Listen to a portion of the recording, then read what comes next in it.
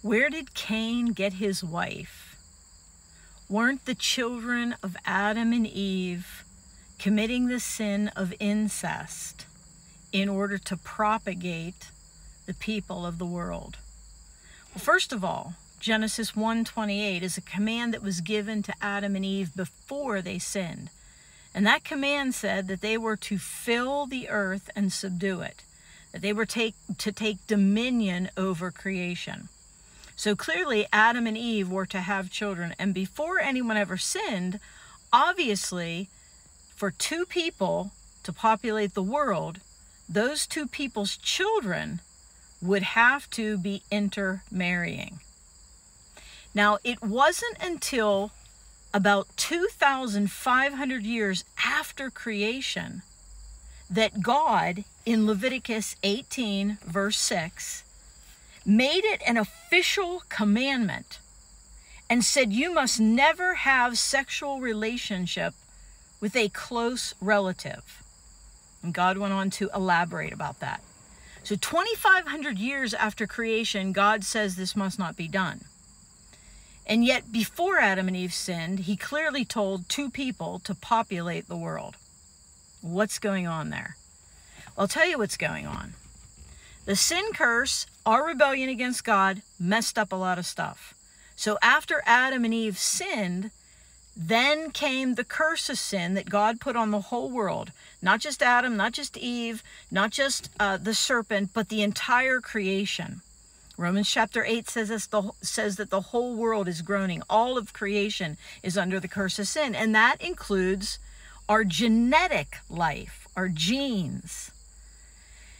Now, genetic defects take a while to work themselves into the population. And so it took many, many years for the problems that would come from two close relatives having a sexual relationship to enter into the picture.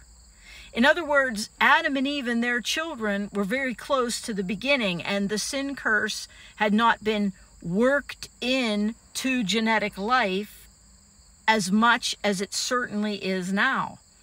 The chances that two people, husband and wife, have the same types of genetic defects is much greater now than it was then. And so that's why when God brought the law through Moses, like Leviticus chapter 18, he forbid this kind of relationship because it wreaks havoc. It brings destruction. It is not good, and it's forbidden. Remember also that in Romans chapter 3, verse 20, the Bible tells us the purpose of the law was not to save us from sin, but to show us what sin is.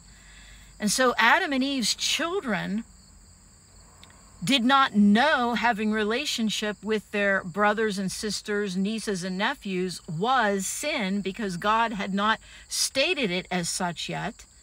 There was a period of time that God knew humanity had before the genetic defects would cause us problems, and then he forbid it. I also find it very interesting that before the curse of sin, God told Adam and Eve, two people, to populate the world. But even as early on as the flood, which was about 1,500 years later, God allowed Noah, his wife, his 3 sons, and their wives to go into the ark. So that when God restarted the world after the flood, Noah's boys were not doing so with their own brothers and sisters, but with their wives. So God was heading in that direction. And he certainly has made it clear in his word. Ever since Moses brought the law to us in 1500 BC, God has made it clear incestual relationships are sin. God always gives us the law to benefit us for our good.